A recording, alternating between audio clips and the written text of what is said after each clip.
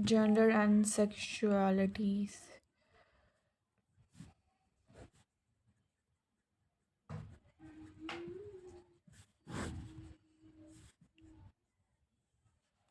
Okay. Any engagement with the sexuality demands the understanding that sexuality is socially constructed. Notions of what is normal and what is unnatural often come into play while talking about sexuality and sexual desires. These ideas of the natural and unnatural are used to describe sexualities which are not normative. How does sexuality relate to women's empowerment? If indeed there are such connections, what has been the nature of engagement on the part of the women's groups? In the current context in India, with issues of sexuality and issues of same sex desire, towards these goals, the issues addressed by this unit include the challenging essentialism related to the ideas and identities related to the sexuality, how sexuality impact our lives, and how marginalization based on the sexuality leads to the concept of the sexual hierarchy. An effort has been made in this unit to draw not only upon the theoretical but undertaken on the above issues but also on interactions. Sexuality concept.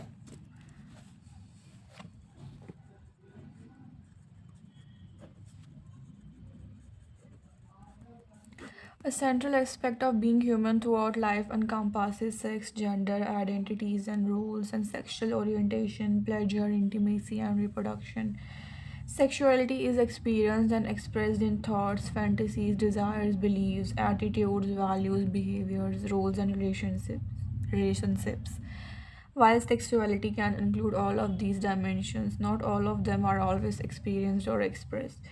Sexuality is defined by the interaction of the biological, psychological, social, economic, political, cultural, ethical, legal, historical, and religious and spiritual factors.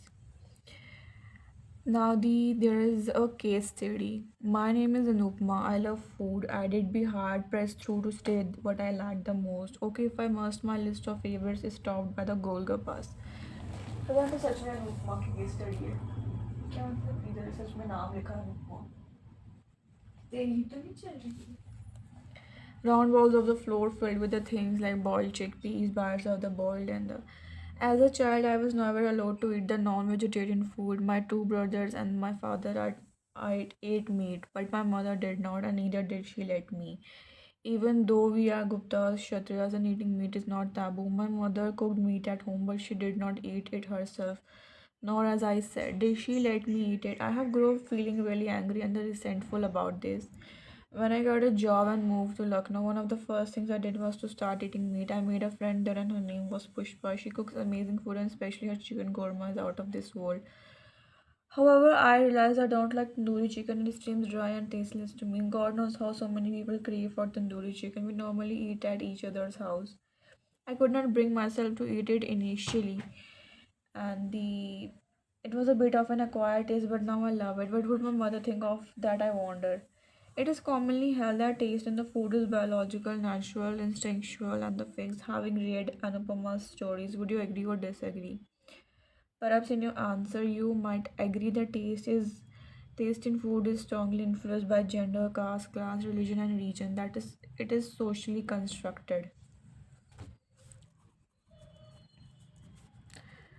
Taste is also socially constructed.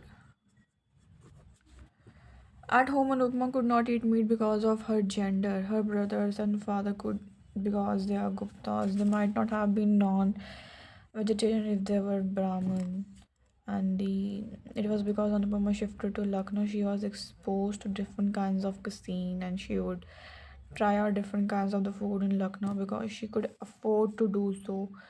Anupma started eating meat at the age of 25. Also, at first, Anupma was reluctant to even try brain curry and they began loving it. Therefore, we can say that Anupma is diverse. What I love, you might hate. There are many things that Anupma loves to eat. Pushpa loves tandoori chicken, however, Anupma does not has positive and negative dimensions. Anupma loves food. It has been a source of enjoyment and discovery for her. We also know that as a girl, Anupma was very upset that she was not allowed to eat meat. This was an act of discrimination that she resented. Adukma has experienced food in terms of both an enhancement and erosion of her sense of well being. You might wonder why you are having to read and analyze Anupma's food habits in such detail. Do you see any similarities between the dimensions that you may have explored above with the sexuality? It could well be argued that everything that can be said about taste in food holds true for sexuality. Let's replace what we wrote above for the taste in food with sexuality and see whether this is indeed so. Sexuality is strongly influenced by gender,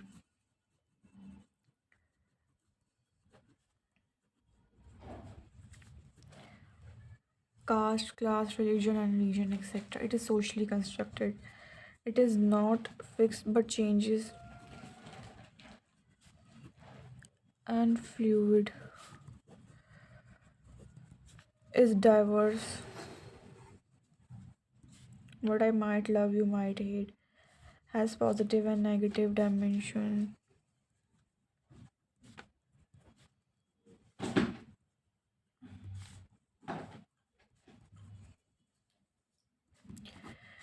Diversity, what shape our sexual desire, who we are attracted to, how and we attain sexual satisfaction varies from the individual to individual. Generally, it is assumed that the attraction can only happen between men and women. However, since desire is fluid, attraction can happen between any two individuals. For instance, sexual attraction can happen between two women and two men too. The colors of desire are varied. It's not about who you are attracted to, but kind of desire you feel. Normally, when people hear the word sex, they mean a sexual act between a man and a woman. This might be because this kind of sexual act is linked to the lineage, reproduction, and progeny. Even though we know that sex is done not only for reproduction but for pleasure and desire. How will the world will be there if there was no diversity? Imagine that today like government has issued an order that all women should wear yellow saris and all the men should wear white shirt and black pants. Tell me how would the world look? Boring. Actually, it is important to understand that we should not be scared of diversity but should accept it with objectively. Plain and pleasure. What are the terms which come to your mind when you think about the word the sexuality? Love,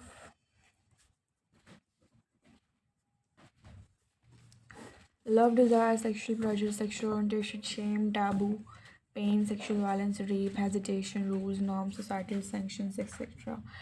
From the above description, it is quite evident that sexuality has both positive and negative aspects. However, the positive aspects, like for example, the instances of the desire and pleasure, are hardly talked about. Mostly, sexuality is talked about in the context of the pain and violence.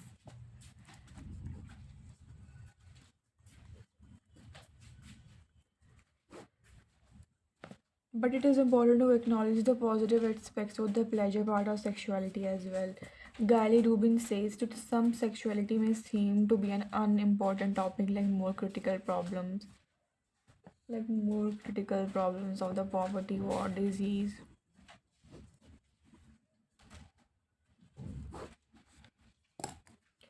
racism,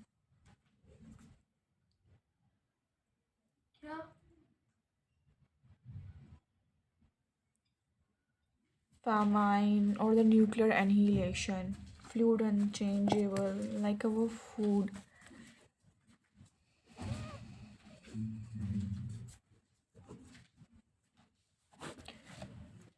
और तो जल्दी उसकी पैर की आवाज़ आ रही है.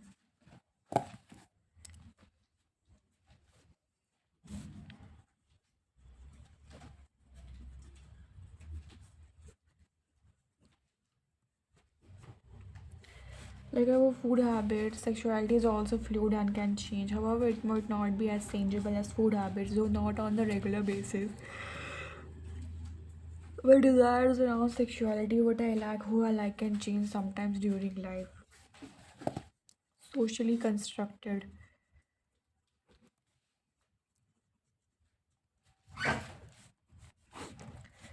What we eat, how we eat, who can eat what, and why we eat are all socially constructed. Similarly, with regard to sexuality, also there are norms which will prove that sexuality is also socially constructed. In considering the argument that sexuality is socially constructed, it might be useful to consider here that who, how, when, whom, and why we desire are all strongly subjected to social influences. There are well defined social norms related to all these dimensions of sexuality. Following paragraphs explain how sexuality is socially constructed.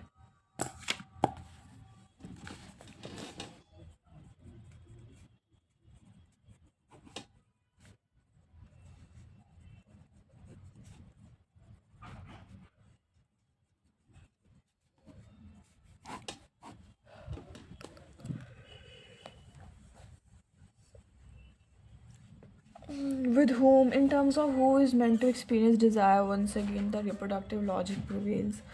Often, those who are outside of the reproductive age are either considered to be asexual or the sexual desire are considered to be unacceptable or inappropriate. Linked to the reproductive logic also is the view that denies people with a disability the validity of their sexual desires. Very well shown in the movie Margaret with a Straw. Margaret with a Straw. This is a movie.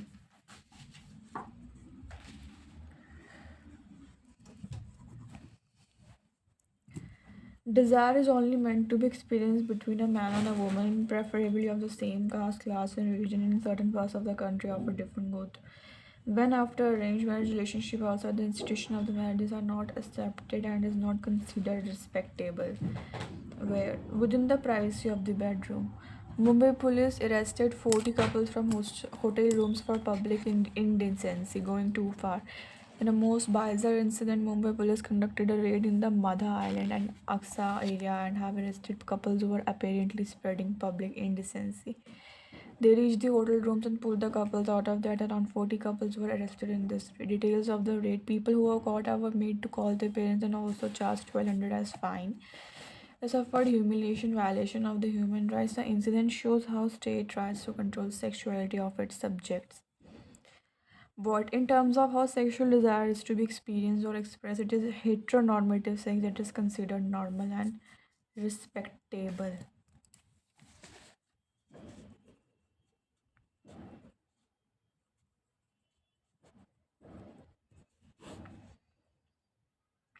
Normal and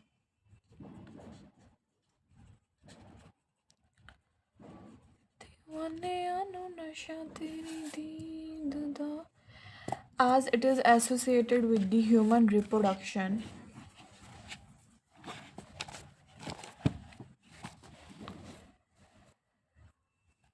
While it would be difficult to argue that the Victorian idea of the sex only for reproduction still holds true, nevertheless the reproductive logic persists and grants high degree of legitimacy. In fact, in many contexts, the word sex is used interchangeably with the heteronormative sex. In the Indian context, the other sexual acts tend to be stigmatized. Why? The reason why sex is allowed is, of course, for reproduction, progeny. Sex for pleasure is not accepted. Thus, these are some of the sexual norms that seek to govern who, how, when, and why we experience sexual desire. Those who are perceived as the breaking these norms are the punished and their rights violated. Gay men are harassed by the police. Older people who are sexually active are ridiculed. Younger people's sexuality is highly polarized. Women who initiate sexual interactions are called the sluts, lesbian. Women are forced to get married. Adherence to sexual norms is also sought to be ensured through process of internalization of these norms. An important means of maintaining these norms related to sexuality are processes of socialization which make our sexual behavior and responses seem natural. Although our desires might be experienced as perhaps the most spontaneous and deepest expression of who we really are, sexuality is socially constructed.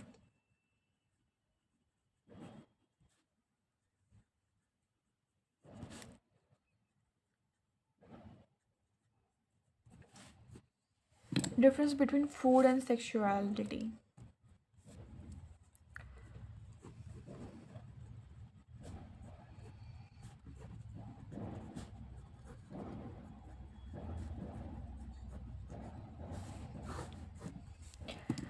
There are so many similarities between food and sexuality, however, there is a difference too. The easy way in which we can talk about differences in food is not possible when it comes to sexuality. If I don't like tandoori chicken and you like it, it might not create much differences between you and me. However, if my desire or my sexuality is very different from the norms as decided by the society, I might have to face the severe consequences for the sexuality, an aspect of life.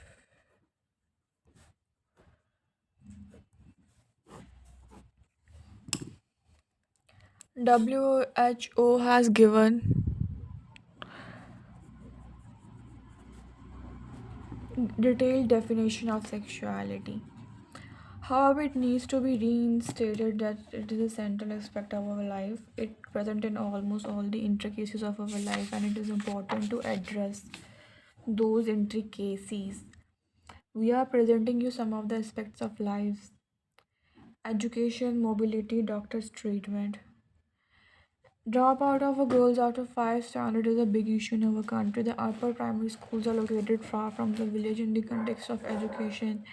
We call it an issue of gender. But is it seriously an issue of gender? If you talk to these girls' parents, they will tell you that since the schools are located far away from the village, they are scared that something might happen on their way to school.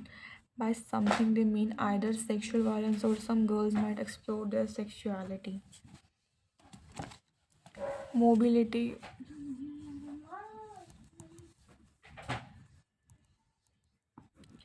Women are not allowed to go out at night. Mostly in women hostels, girls are not allowed to go out at night. In some universities, they have started the Pinjra Tod movement, which calls the hostels as Pinjra.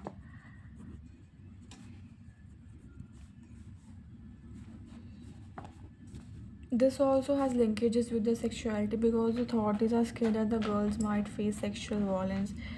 The authorities will tell you that they are trying to protect the girls, but it is not merely a matter of protection. They are scared that the girls might engage in consensual relationships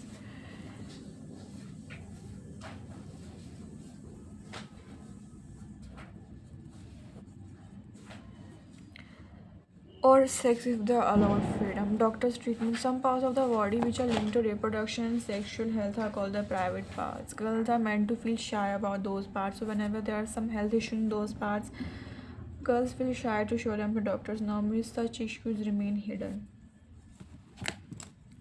And next is a sexual hierarchy.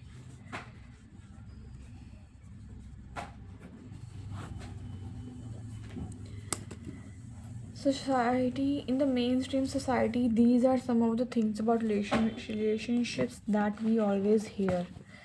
Relationship should be between a man and a woman. They should be within the institution of marriage. They should be between a man and woman of the same caste, same religion, and same class. You must be thinking what's wrong with these norms. It is important to understand the people who do not subscribe to these norms are penalized in their lives.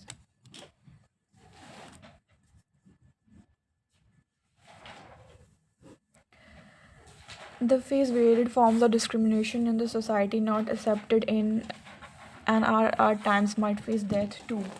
The following incident can be case under study.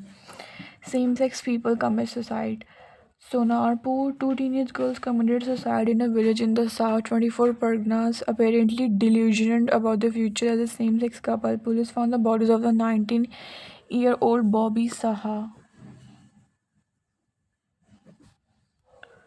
and 70-year-old Pooja Mondal.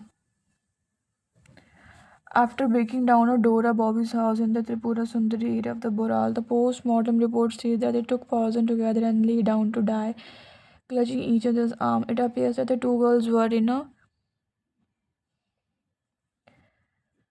uncertainty about their future, which is why they committed suicide. The victim's family reportedly had a cordial relationship despite facing criticism from the neighbors for the girl's unusual behavior. Bobby used to dress and behave like a man, where Pooja was like any other girl. Thus, the above incident shows that society does not approve any other kind of relationship except heterosexual relationship.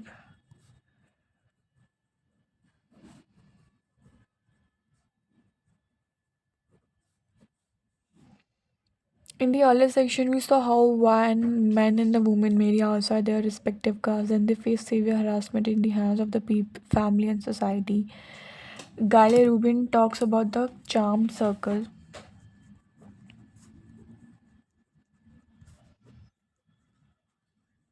with two conceptual circles representing acceptance and low acceptance of sexual acts behavior.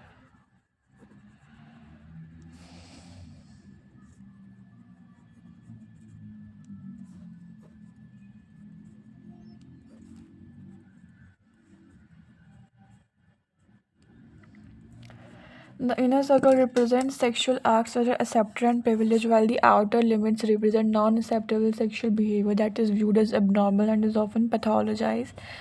But the boundaries are permeable and they change from culture to culture, market to market, generation to generation. But a divergence is only acceptable under certain boundaries. For example, homosexuality is acceptable but within the inner circle. It means it has to be monogamous within home, within marriage, same generation, etc. People who are within the charm circle are privileged and gain in terms of material realities. For instance, if a girl is married to a man of the same caste and religion, she will have respect in the community. Also, people who are married according to societal norms get marital benefits too. For instance, if I am married, when I can nominate my husband in my life insurance, so I can adopt a kid together, I can get a loan together, I can buy a house together. If I were a lesbian, then I would not be able to buy a house together with my partner in India or will not be allowed to nominate her in my insurance. But this differs from context to context. In some countries where same sex marriage is legalized and the couples can nominate each other, however, one has to be in the charmed circle and not in the outside circle. Coming back to the sexual hierarchy, it is clear that there is a fundamental relationship between this hierarchy and patriarchy. At the heart of the charm circle in the heterosexual monogamous married couple, this is precisely the limit that patriarchy requires. It is only within such a unit that the division of the labor, resources, and power required by the patriarchy becomes possible. This also explains the severity of the punishment meted out to those who are seen to violating the norms that maintain the sexual hierarchy. The incident of the young woman couple feeling driven to commit suicide is an example of such punishment.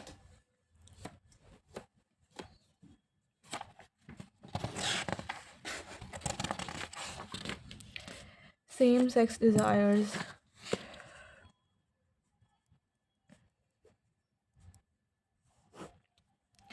Same sex relationships are those where men and women are in a relationship with the people of same gender. For instance, if I am a woman and I am attracted to a woman, or if I am a man attracted to another man, then I experience same sex desires.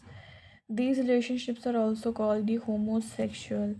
These kind of desires are considered abnormal by society.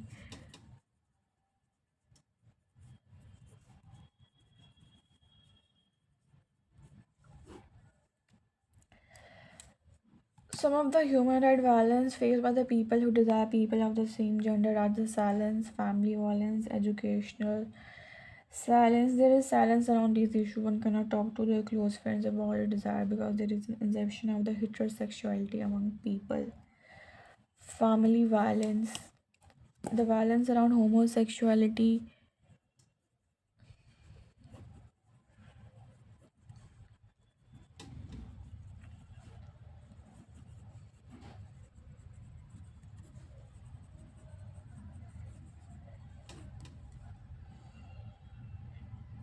starts within home. Once parents find out about the desire, family specialize people to abide by the norm. Several same-sex desiring people have reported physical as well mental violence from parents.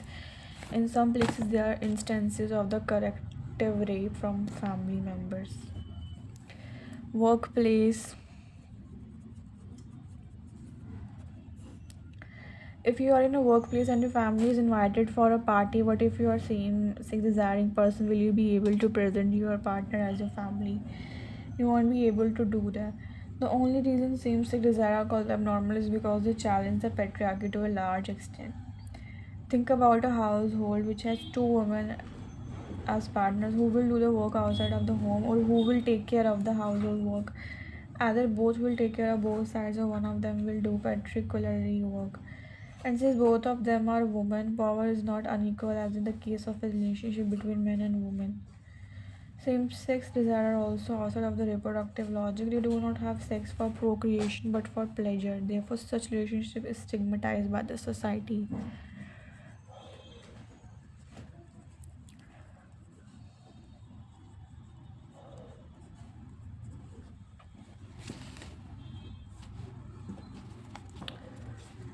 Good woman and its relationship with sexuality. According to societal norms, there are two kinds of women, good and the bad. It is usually expected that a woman will be a good daughter, good wife, good mother, good sister, etc. What is the definition of the good and the bad? Why we are we also so scared of becoming the bad woman?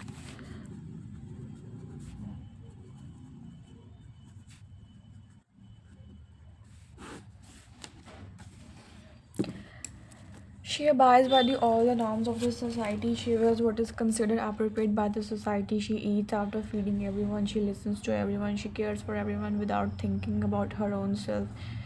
She has sex with her husband whenever her husband desires. She will never make the first move with regard to relationship or sex. On the other hand, a bad woman, according to society, is one who does what she wants. She wears the clothes she wants. She eats when she is hungry. So let's say she has freedom to do whatever pleases her without taking others' freedom. Normally, it is assumed that since a bad woman does whatever pleases her, she might be irresponsible. However, doing what one likes does not make her irresponsible. The norms of the good woman are directly linked to the sexuality. For instance, a good woman will never say no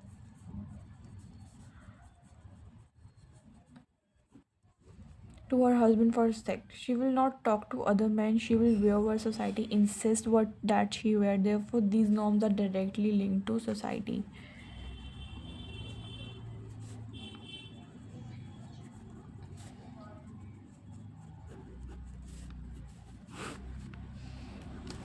Sexual pleasure and the empowerment.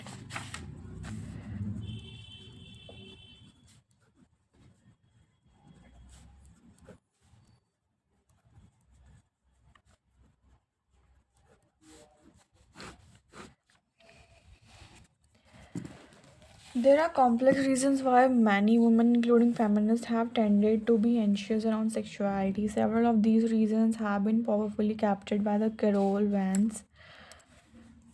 Carole Vance. Women socialized by their mothers to keep their desires down, their pants up, their bodies away from stranger, came to experience their own sexual impulses as dangerous, causing them to venture outside the protected sphere, continuing with the theme of how the external control and internal processes of the socialization come together to impact women's sexuality. Dr. Vance writes that the horrific effects of gender inequality may include not only brute violence, but the internalized control of women's impulses, poisoning desire as its very root, with the self doubt and anxiety. Much of what Carole once said right applies to the feminists in particular, such as the following striking pieces of the analysis. Sexuality also raises the fear of the competition as we recognize our own wishes to compete for attention and for loved objects. Whether women are lesbian or heterosexual, the competitions are other women as an ancestral prospect. Workshop on gender and sexuality conducted by the Nirantar with the non-formal education teachers in the rural Rajasthan. We had to discuss on a scene in a documentary film in which a group of young boys talk amongst themselves about their sexual experiences with the girls. One of the boys comments on girls' response and says that even when girls say no, they actually mean yes. This was a comment which resonated strongly with the male teachers in the workshop. One of the women teachers, however, said that if a woman says no to a man who makes a pass at her, it is common for him to dismiss this by saying when a woman says no, she actually means yes. And if a woman means yes to a man who has expressed interest in her, she will immediately be labeled a loose woman. Women don't have the space to say yes even when they want to. This opens up the space for men who are rebuffed to invalidate women when they say no. The discussion concluded with the learning that women will have the right to say no only if they have the right to say yes. An important linkage between sexuality and empowerment is related to the bodily integrity in terms of women's ability to express their sexual desire and also be able to say no to unwanted sexual attention. Finally, we can say sexual empowerment is the ability to think about one's own happiness.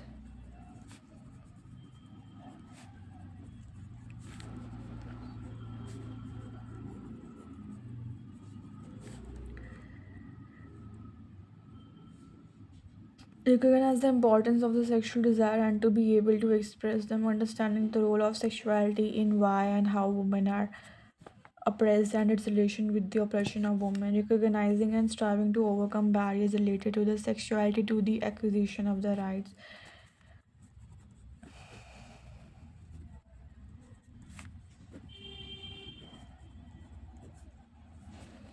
questioning judgmental attitudes towards each other and thereby strengthening collectives.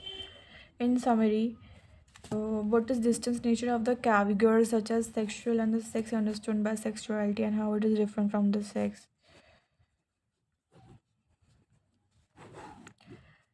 So, sexuality also socially constructed hierarchical in nature and controlled by patriarchy. All other than the heteronormative types of sexual desire are not accepted by the society. The unit ends with the discussion on sexual empowerment.